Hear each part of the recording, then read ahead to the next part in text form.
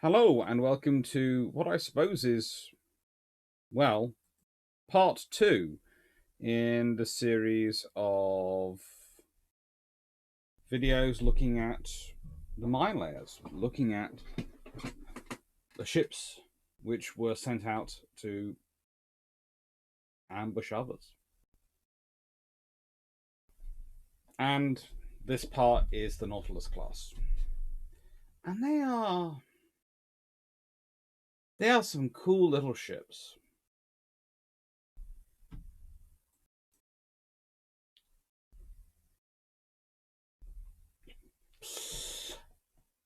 They are these, well, how do I put this politely?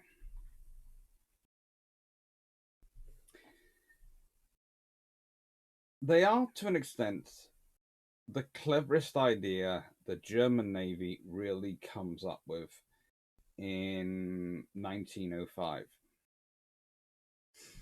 Because they have a problem. They, even in 1905, and we can talk about the realities of the Dreadnought race, and there is a whole video series about the realities of the Dreadnought race and the different participants and what they were doing in there. The fact is, even at this point, even in 1905, some smart German naval officers knew exactly the odds of them winning any construction race with the Royal Navy. There were some officers who really did have a sensible opinion of the realities of that. And so they started thinking about what are our other options. Well, mine layers are a good idea. Mine layers that can protect themselves to an extent and are fast enough to get away from from threats which they can't protect themselves against are very, very useful. In fact, you could argue they're critical. Because if you want to quickly stop an enemy fleet being able to transit the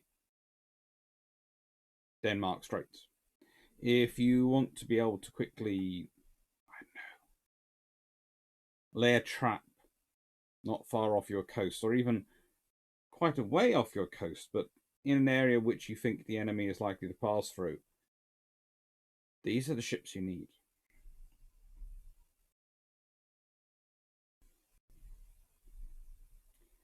The vessels are built to slightly different designs, and this is Nautilus herself. She is built with what's called a clipper bow, so she looks rather similar to the Kaiserliche. And it's supposed to give her higher speed and maneuverability. Honestly, the differences between her and Albatross are not much to write home about. In fact, honestly, Nautilus is at speed of 20 knots. Albatross is at speed of 20 knots. They both weigh roughly the same. They are pretty much the same class, pretty much the same power, and any effects the bow that would have had, I think, probably in terms of steel ship design, would have come later.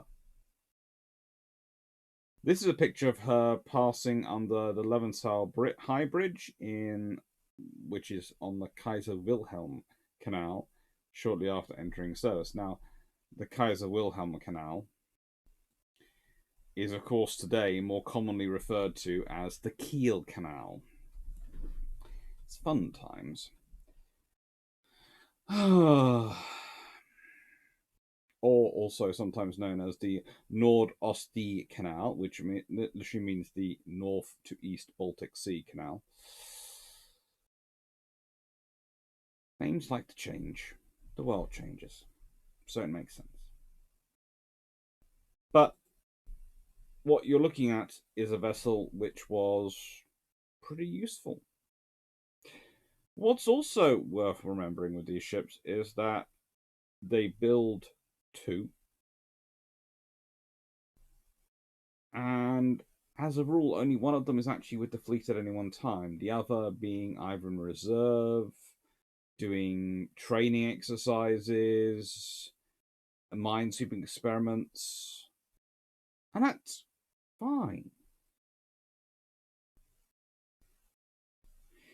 It's a very different period, and this is something we always have to understand, than today. If you can say anything about warfare that really has changed in the last 100, 200, 300 years, it's the pace and speed of warfare. It's the argument which is often used against reserves. It's basically the argument is, oh, but you'll never get reserves activated in time. Well, the same argument was placed in the 1900s and the 1910s, especially as ships got faster. You'll never get them activated in time. The enemy fleet will be upon you and will blow up your fleet, your base before they get there. Well, there are two small scenarios for that. One, the enemy fleet has to mobilize, and if you're mobilizing a large enough fleet to attack a fortified port, then it's probably going to be noticeable to anyone who happens to be anywhere within 1,000,000 miles of any of your naval bases. I mean, for the Royal Navy to be able to do it discreetly, they would have had to have ships which could A, go from the Falklands, come from the Falklands in one go, and B, have the fleet massed in the Falklands and have the personnel down there to do it. In which case, that would have kind of been obvious that all those people were disappearing off down to the Falklands. It's not really a viable option at any point. Because you need the numbers. So while they're calling up their reserves, you can call up your reserves. And that's exactly what the Germans plan. Exactly what the Germans do. So, yeah. Reserves are useful. Now, this is Albatross, which, as you can see, has a very different design of bow. She is, like her sister, roughly 2,345 tons. Now, I have a feeling there are a few more differences than just the bow, and I think there might be a slight more difference in the tonnage than is necessarily listed by some of the sources. In fact, some of the sources seem to consider them almost completely identical, which is visibly not the case, and the structuring to support such different bows does require different emphasis. So, yes, it is possible they are exactly the same weight.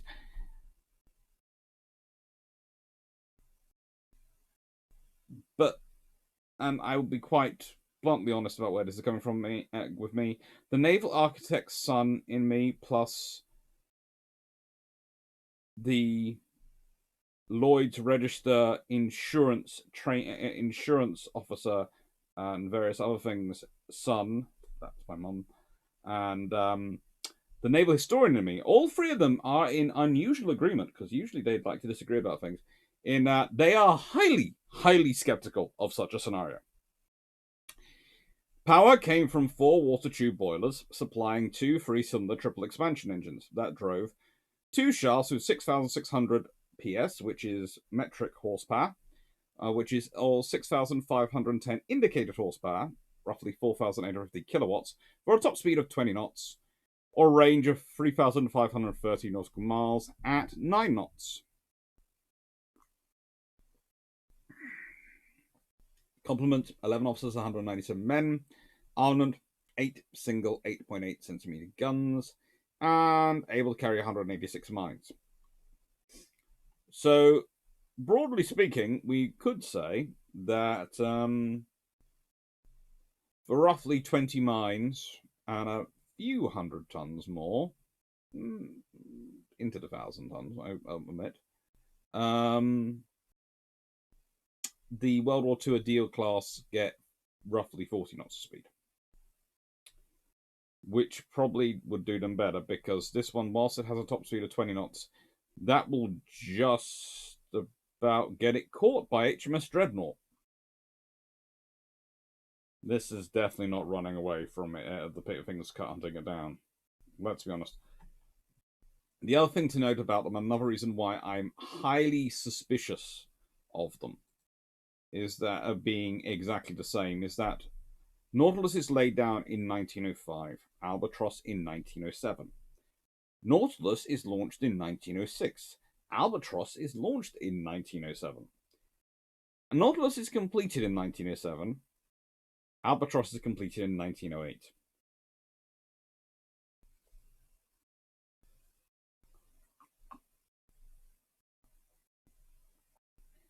I would agree, on paper, they are probably very, very similar, and they are certainly members of the same class. But I'm also the person who's just written a book on tribal battle and daring class destroyers, and I'm fairly sure when I filled out the tables of weights for those three classes, not a single one of those classes was, a member of those classes was exactly the same weight as another, despite being, on paper, exactly the same.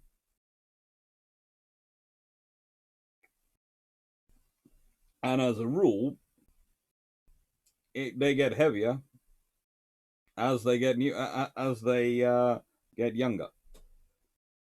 Anyway, they're built by A.G. Weser of Braunum, which is itself a whole interesting story. They're quite a popular company for the Germans to build stuff with. They spend a lot of time. They're building stuff throughout the interwar period as well as the pre-war, from about 1843, 1845. I have a little bit of a less respect for them than I do for some of the other German yards. I have to admit, I don't consider them the preeminent construction yards, despite the fact they do a lot of naval shipbuilding, and they are very good. How do I put it?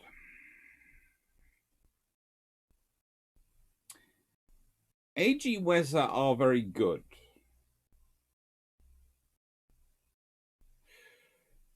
But it's the difference between, I don't know.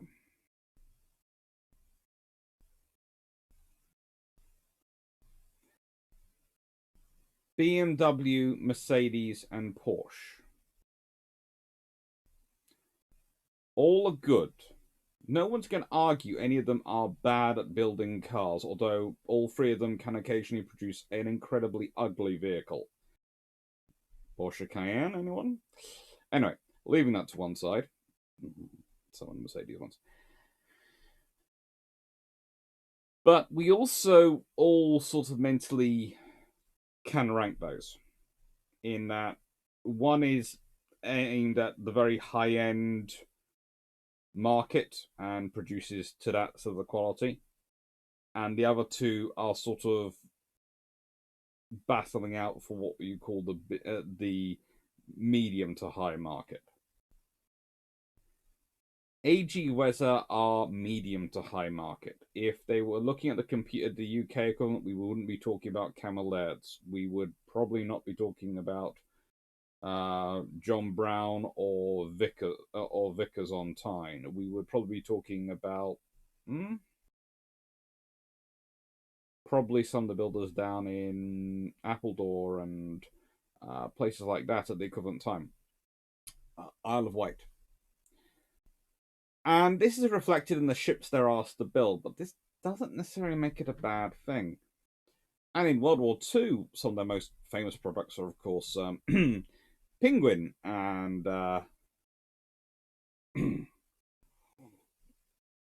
Comet, i.e., the merchant traders. They produce one of the Nassau class battleships, the Westfalen, and they produce the Helgoland class battleship, the Thurigan, and the Koenig class battleship, Magoth. They also produce a lot of U-boats. But all three of those battleships, and please correct me if I'm wrong, are the ones which, from the books I've read and the accounts I've read, which I have to admit are quite rare of the officers, are the three which sort of case of, yes, they're fine, but they still have some issues. It's a case of, again, I'm trying to. I know I sound like I'm being picky, but during especially discussing the German ships, I want to discuss the German shipyards, and I'm trying to give you a base point analysis for it. And its the point is, this is not one of the bad ones, but it's not the tippy toppy ones. There are tippy toppy ones which are produce finer quality work, and they're the ones which normally get the battle cruisers. They're the ones which normally get the more higher status units.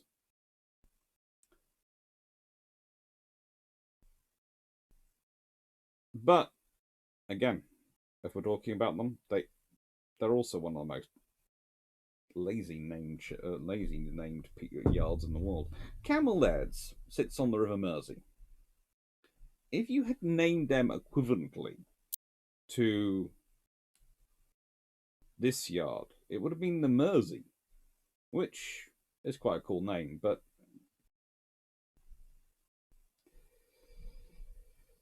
appropriately, as they're in Bremen, they did build the SMS Bremen, the cruiser, and also the SMS Victoria Louise, which was a lead ship of a class of protected cruisers. It was quite rare for them to get a lead ship of a class. Anyway, as explained, their pre-war experience had been with the High Seas Fleet, exercises. One of them had been spending a lot of time in reserve, training, experimenting, all these things. War comes along, they take part in laying the minefields off the coast of Germany and trying to counter any sort of British intervention in Germany and amphibious assault. And much as they'd done in the annual fleet manoeuvres, when they'd taken part in them. And they were good for that. However, you're probably looking at this thing going, Alex, you're going to be talking about a battle in a second, aren't you? Yes, I am. The Battle of the Allen Islands is a battle which, frankly, you don't hear enough about. The forces on one side are the German Empire. They are under the command of Johannes von Kampf. Not very famous naval officer in the German Navy. In the rest of the world, anyway. And he had a force of 3 armoured cruisers, one cruiser, 2 light cruisers, and 7 torpedo boats. I'm fairly sure the Albatross is considered under the cruiser level, because when they list her as being grounded, they list her as a cruiser being grounded. The Russians, the Allies, have 3 armoured cruisers, 2 light cruisers, a destroyer, and a submarine present. There is significant Russian signals intelligence. So, on the 1st of July, 1915, the squadron of armoured cruisers, Admiral Makarov, Bayan, Oleg, Bote, Ruk, and Novik, under Rear Admiral Mikhail Bakov, in the Oleg, formed up in order to bombard Klampedia, or Memel. Ruk and Novik basically separated from the group and would act independently from there on because of fog. Always a joyous thing, the way the weather interferes with naval operations. On the same day as they left, this is the 1st of July 1915, Albatross was being screened by SMS Rune and the light cruisers, SMS Augsburg and Lübeck, along with 7 destroyers under Commodore Johannes von Kampf, laying mines off the Åland Islands. Now, the Åland Islands are... How do I describe their position? Because I want to describe them.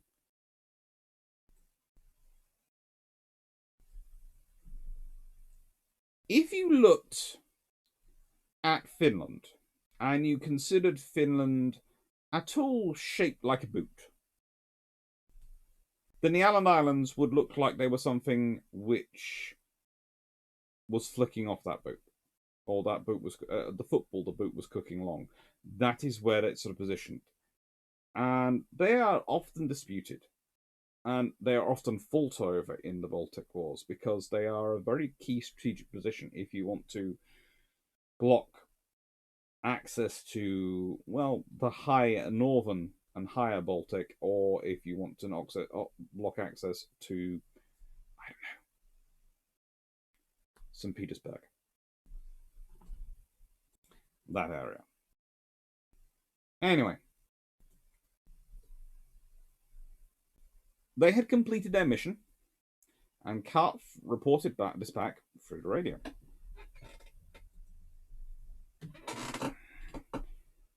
Clarke's message was intercepted and decoded. Oh, good lord. Mm-hmm. Haven't heard this happening to a German commander before. When Bakarev became aware that the German squadron's whereabouts, the bombardment was cancelled. And the squadron then decided to go and intercept the German mine layers. This is with constant updates being provided by the naval staff based on Clarke keep actually sending freaking messages. A chatty German commander. Ah, fun times. Anyway, in the early morning of the 2nd of July, the Russian squadron spotted and opened fire on Augsburg, Albatross, and 3 torpedo boats. Clarke commanded Rune and Lübeck, which at the time were slightly further away, heading towards one of the towns in Gotland, to return, which were heading away from Gotland to return to Gotland. At the same time, he ordered Albatross to try and find shelter in Swedish territorial waters. Well, maximum speed 20 knots, cruising speed 9 knots, used up most of fuel. She isn't getting anywhere. Mine laying takes up a lot of time. Okay, yeah. This is the point about mine layers, and this is one of the things we'll get to with them, talk about designs. And I didn't mention this enough in the Abdeel class because I have seen people's comments. If you are building a large enough fleet that you're going to build specialist mine layers, speed is important because they have to give a lot of space and a lot of weight to the carriage of mines, which means they can't carry other things, like necessarily a lot of armor or guns, or good guns for ship-on-ship engagements, even once they've lost the mines. So, yeah. Although I still think the Abdeel class should have had torpedoes fitted, but we'll leave that to one side. That's just probably me wanting to be really cruel to various navies by having them just rush past at 40 knots and spamming torpedoes. Anyway.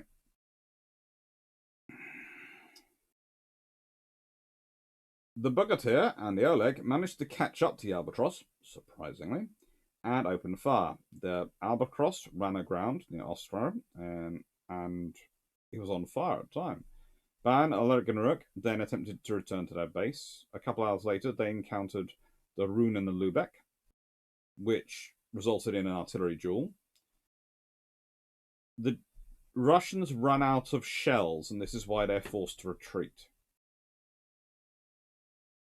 The Germans believe there are going to be massive enemy reinforcements. I'm not sure where they felt they were coming from, but they thought they would. So they also retreated.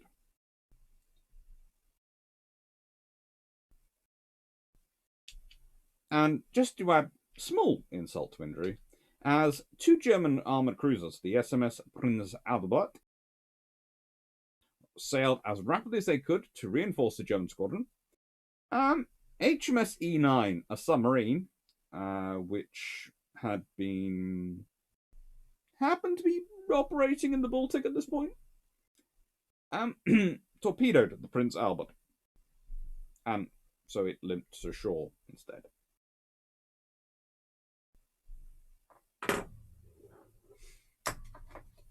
Look, World War I is more complicated than sometimes the prima facie look of it says. And one of those things that is often ignored is that the Russian Navy were not that bad. There is a reason why the Germans had to often concentrate quite so much of their forces in the Baltic.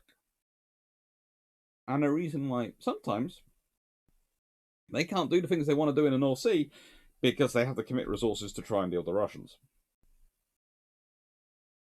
And there's also the fact that the British regularly try and reinforce the Russians because it's fun. And causing the German stress in the Baltic really does upset them. Operation Albion. Well, it's a nice plan. And it does work sort of well. This is a German victory. And this is an operation which does involve the Nautilus as part of 4th Cruiser Squadron, or 4th Aufklärungsgruppe.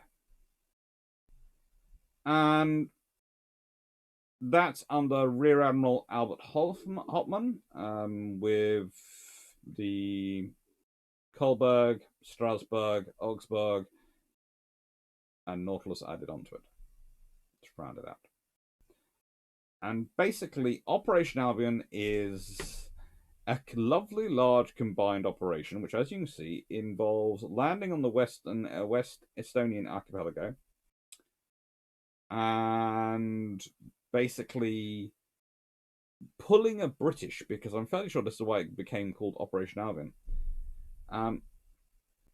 They're going to clear the mine, and they clear the mines. They use artillery bombardments to subdue the coastal batteries, and then they land, and the Russian army is forced to evacuate. So the Russian Baltic Fleet has to withdraw from Suez Strait after its losses in the Battle of Moon Sound, and the Germans capture somewhere around 20,000 prisoners and 100 guns between the 12th and 20th of October 1917.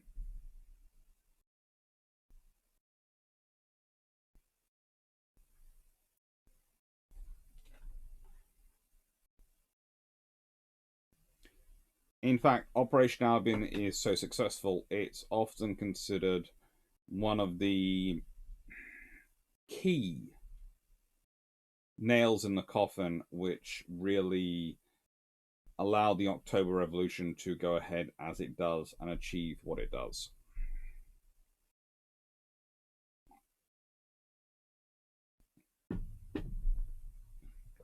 In that, a large army, naval base, and a part of what was regarded as part of the Greater Russia is lost to an amphibious assault.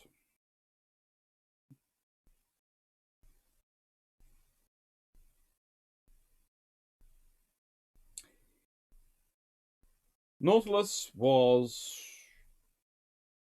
interesting in her role in this one. She both sort of acts as troop transport, but also as, how do I put this? Defensive mine layer emergency system. Sort of, okay, right then, we need mines there. We've now got other mine layers and other vessels in service that they can use for the main fleet, a high seas fleet. So this vessel is very much a Baltic Fleet vessel, and it's being used to go, okay, we need a wall of mines so that if the enemy try to attack over there, they're going to suffer losses and give us time to deal with this. And it's a different approach to perhaps mine warfare as we traditionally think about it. We often think about it as minefields being placed and then ambushing, sort of, ships sailing into them unawares. But it's more a case of rapidly deploy, well, as rapidly as you can in Nautilus, mines in this stretch of water. That becomes a no-go area, so we can therefore concentrate our forces on this. And if the enemy try to come through it, they'll A, suffer losses, and B, alert us in enough time that we'll be able to orientate ourselves around to deal with them.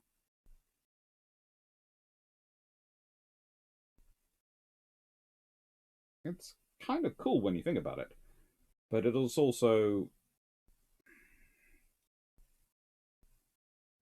something which was quite complex to implement in World War I period technology. All right. So, summary, and yes, these are pictures of Albatross. I just found them cool.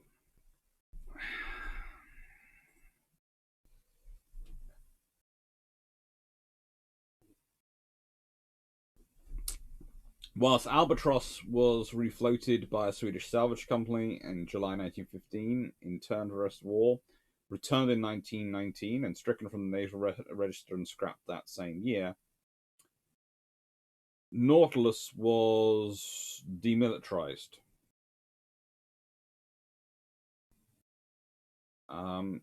She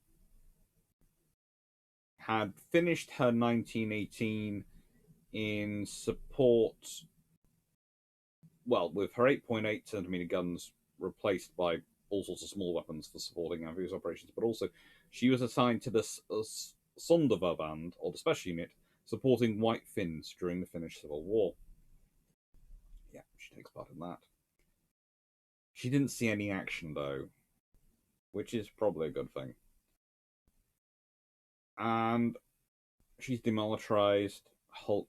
She's renamed first Hulk I and then later Hulk A, and eventually is scrapped in 1928. Which is kind of an auspicious end to this class, because they are a cool group of ships. Well, a cool pair of ships. And again, it's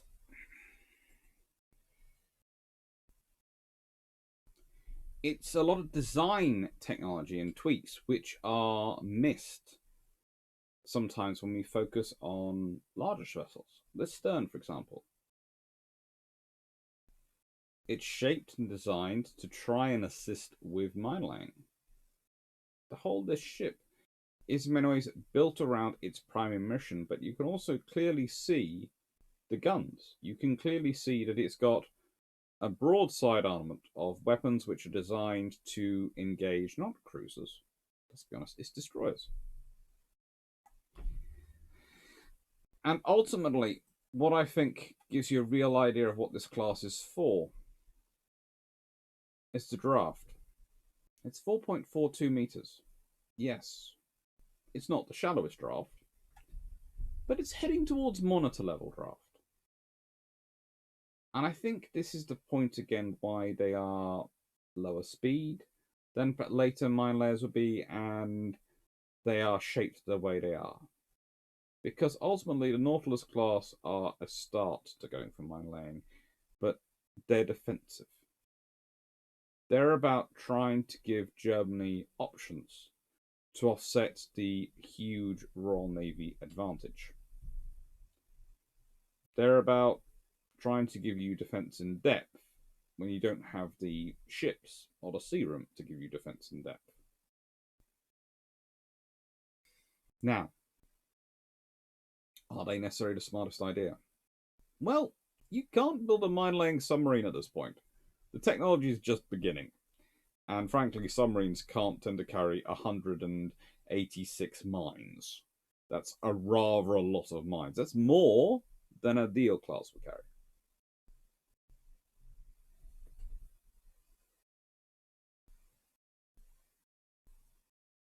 So they're useful.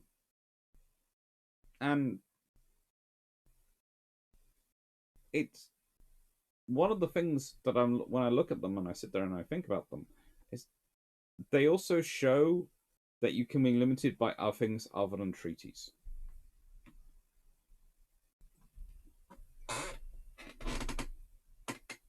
You can be limited by a lot of things other than treaties. In this case, the Germans are in many ways limited by not budget, because this was not an expensive class.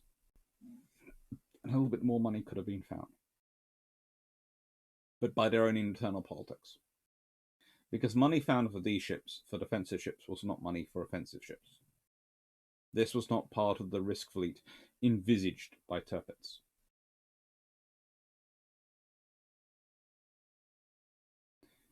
And so an opportunity was lost. Could Germany have built a 40-knot ship at this point? No. But could they have built one capable of 22, 23 knots. Maybe a little slightly faster. Possibly.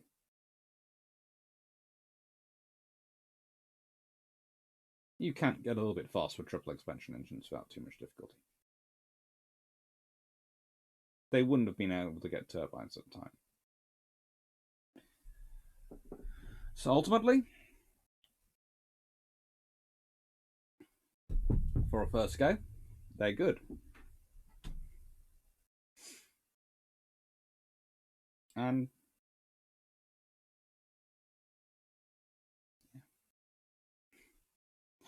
I don't want to repeat myself too much, but I don't want this class to be sort of just quickly put to one side. They have a lot of potential. They have a lot of potential to be more. But I think their whole history and the fact that they are built by a very good but not premier shipyard, that they are the you can tell from the design and shaping the money just isn't as free as you'd expect it to be for such a small vessel. That's going to be a niche role, but a critical role. Especially if a Navy is thinking properly about a strategic level. Because it's something like a strategic deterrent. If you're going to do it properly, because if you don't, it's going to cost you a lot more in the long run, and it's going to be a lot more problematic. So with these mine layers, it's kind of, you've done it. They're not conversions. That you can accept things in conversion. These are purpose-built mine layers and mine laying cruisers, and you've done it like this.